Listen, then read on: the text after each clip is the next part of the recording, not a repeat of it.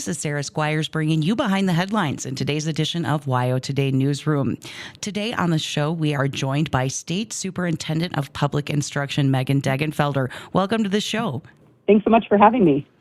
Now, Superintendent Degenfelder, I know we want to talk and kind of zero in on literacy and the importance of that here and some new things on the horizon, but I wanted to start off with just asking you a little bit to explain to us what that underlying importance of literacy is. I always kind of think of it as that sort of basic building block when it comes to the rest of learning for kids growing up and the things that we're hoping to teach them. But can you give us your perspective about how we should be weighing the importance of literacy when we look at education in Wyoming as a whole? Well, without literacy, nothing else really matters. If a child is unable to read proficiently, then they are far less likely to graduate high school, to be successful. And every career, every other subject hinges on being literate. And unfortunately, we still see too many children that are falling through the cracks, that are going unidentified and aren't getting the supports that they need. And so really, it is foundational to our entire education system and, frankly, for our entire society. Absolutely. So lately we've been hearing about this new language and literacy initiative, and it sounds like we're bringing a bunch of partners into this new program that is going to kind of touch on every corner of the state and sort of hit at the importance of literacy and that type of instruction, from all kinds of angles in bringing these partners together. And I'm wondering if you can just kind of lay out what we're talking about here with this language and literacy initiative. Well, that's right. And, the past couple of years since I've been in office, we have been really prioritizing literacy. It's one of the 6 key initiative areas in the strategic plan, and we've done that in a lot of various ways. And that work has really focused around evidence-based practices and really developing the science of reading in our schools. And that's been successful. We've seen great growth in our state assessment and other measures in the state. But what we found that despite all this good work, we still are missing this link that brings all of the different players in literacy together. So that's our lawmakers, that is training for pre-service teachers, that's professional development for our teachers that are currently in the classroom teaching. And so this initiative was about bringing together that entire pipeline, everything from teacher prep programs all the way to teacher certification and how we build up teachers that are currently in the classroom. And so this initiative really is kind of a statement to Wyoming that we're taking literacy seriously. We are all coming together in this effort to do that. And it's just been really incredible to see our different partners. We have nonprofit partners as well that have stepped up to the challenge, and we're just getting started.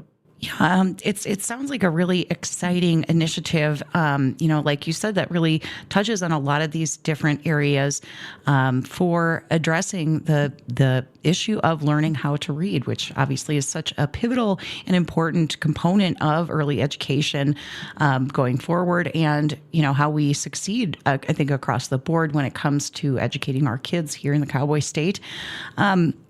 One of the things that I noticed here in reading about this initiative is this component about, training our trainers, kind of educating our educators and some of the best practices when it comes to literacy instruction. And, I think a lot of us, look back on our own childhoods many, many years ago, and we think, well, didn't we have, learning how to read and write kind of locked down, when I was a kid. And, I've been struck as being an education journalist over the years that there really is a lot of, studying of, what are those best practices? How can we reach kids, who maybe have particular different types of, learning abilities and challenges, and that work continues today. We point to one of the partners in this as the University of Wyoming's College of Education and its Literacy Research Center.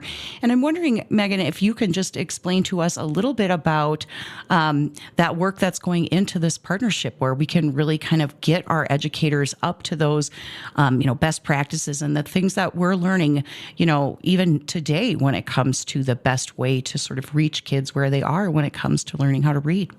Well, and I would say that the way that we're now going about this, and this is kind of taking place across the country, which is exciting. It's supported by Secretary McMahon and the U.S. Department of Education. And it's really this approach that kind of braids together language comprehension as well as word recognition. And, simply put, what we're really doing is we're focusing more on evidence-based practices when we look at approaching how we teach a child, increasing that phonemic awareness, more focus on phonics. And that's really what this is about. And recognizing that children learn differently, recognizing that we also need to have screeners in place that can screen for early difficulties and make sure that children are identified, and then they're given those supports that they need. It's really about that identification and intervention. Those are the two most important pieces here. We now, per statute, and now due to these rules that I mentioned were not too long ago passed through the Department of Education, we're requiring screeners for every student K through 3, and that's going to be an important component of all of this. Absolutely. So, I think a lot of times when we talk about the importance of literacy, we hone in on that third grade moment. And I know there's research that sort of suggests that is really key. If we don't have proficiency in third grade, that things just get more and more tough as a student ages and continues grade to grade. Can you talk about that a little bit, Superintendent Degenfelder? Yes. So third grade research shows that is really kind of the linchpin. That is a moment where if we do not have a child learning proficiently at grade level, it's going to be that much more difficult to catch them up. It's going to start impacting other areas of their learning. There are many statistics around the likelihood of graduation going down per that third grade statistic. And so that's why we're really focusing there. It's really important. And as I mentioned, we have these screeners, grades, K up till 3, and then our state assessment starts in the third grade. And so that's really our first measure there. Now, of course, the state assessment isn't simply literacy. It's English language arts, includes comprehension, but it's still a good measure of if our kids are reading and then being able to comprehend that. We also have the national test that's a sampling of every state. It's the only test like it in the country, the NAEP assessment. And that begins in the 4th grade around reading. And while Wyoming, really leads the nation as one of the top states in that area, we still have less than 50% that are proficient above. And so those are the markers that we're really looking at and moving forward. Now, one of the components here with this initiative, and I think just with the issue of literacy overall, has to do with family engagement and the work that really needs to be sort of underscored at home when it comes to learning how to read and write. Can you speak to that component here? Yes, the parental empowerment piece is huge here. And that was another focus area. One of our great partners in our initiative and press conference was the Wyoming Right to Read group, which is made up of parents that are advocating for this kind of work. If we don't have the parents involved in part of this, then it won't be a success. We need parents to be there every step of the way, involved in their child's learning, knowing what it looks like to recognize these difficulties. I often say that it takes our entire community to educate children. It's business and industry, it's parents, it's our schools. We have to come together in these efforts. That's what will really make it more successful. Absolutely. So I know that the state recently secured a more than $24 million federal comprehensive literacy state development grant. And that, from my understanding, is going to help fund district level literacy improvement projects starting next year. How does that fit into this? Is this helping to fund this initiative, or are these kind of two separate, areas of focus? No, it is one and the same, and I couldn't be more pleased with receiving that federal grant. We've worked really hard with our partners at the federal level, who, again, really see eye to eye on this priority around literacy and evidence-based practices for literacy. And so this grant, we're just rolling out applications actually this week for districts to be able to apply and receive that grant. And so that will be really targeted support for some of our school districts in the state. On top of that, we also announced we have Cox Campus, which is this this group that is funded by philanthropy that provides professional development for teachers. It's about a 70-hour course. It's intensive. And actually, that's going to be available for parents, for anyone in the state who wants to participate.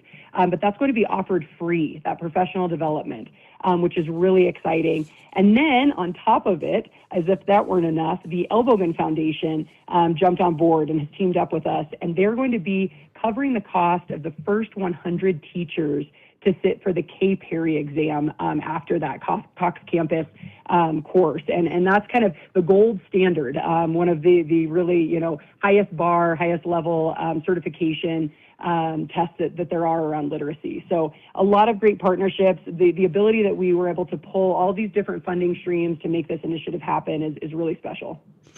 Yeah, I think it's really exciting news, and it also reflects some really comprehensive leadership, I think, behind this, and looking at the key components that we really need, the stakeholders that we need to bring to the table. And I'd imagine that there are a lot of families out there listening right now thinking, way to go, guys. So I want to sort of echo that, but also ask you, Superintendent Degenfelder, if you have some advice for, parents who might be thinking, gosh, I'm not sure if I'm doing this right, or maybe I do have some concerns for my child, or maybe I'm just concerned about, where my child's school district is at in this picture of literacy education. What advice would you have for parents who are interested in this topic? Well, that's a great question. And I'll start with the fact that, this coalition building, it doesn't happen easily. Many groups have different feelings on literacy. There are many different ideas of how this should best be done and provided. And so being able to bring these groups together to kind of level set and say, let's get on the same page. Let's, all be in the same mission for kids. That didn't happen overnight. I think that really is a testament to being able to bring all these groups together. And the same is true at the most local level. Despite this initiative and this excitement, there still might be parents who, as you say, don't know where to go or where to turn to, or whether or not their district is taking part in this. And so I would say that first and foremost, talk to your teachers. Talk to your kids' teachers, ask them, what they're utilizing, what the district is utilizing for literacy instruction. See if they're one of our districts that are part of our grant system. You can also reach out to the Department of Education to kind of get an idea of if that district is partnering with us and if they're involved in this work. I think that it's just so critical that parents be a piece of this. You are your own best advocate. And so if you can go in and make sure that your child's teacher, their school, their district is a part of this, your advocacy is going to be so helpful in that. Because again, it doesn't just happen overnight that these coalitions are built. We've got to roll up our sleeves and we have to really work at them.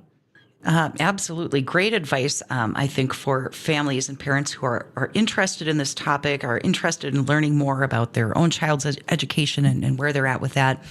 Now, you really mentioned, and I think it's become pretty clear as we really unpack what this initiative has involved, that it didn't happen overnight, and that, it really involves the coalition building that you've referenced there. And I know that literacy, generally speaking, was one of your kind of core initiatives and major areas of focus when you took office.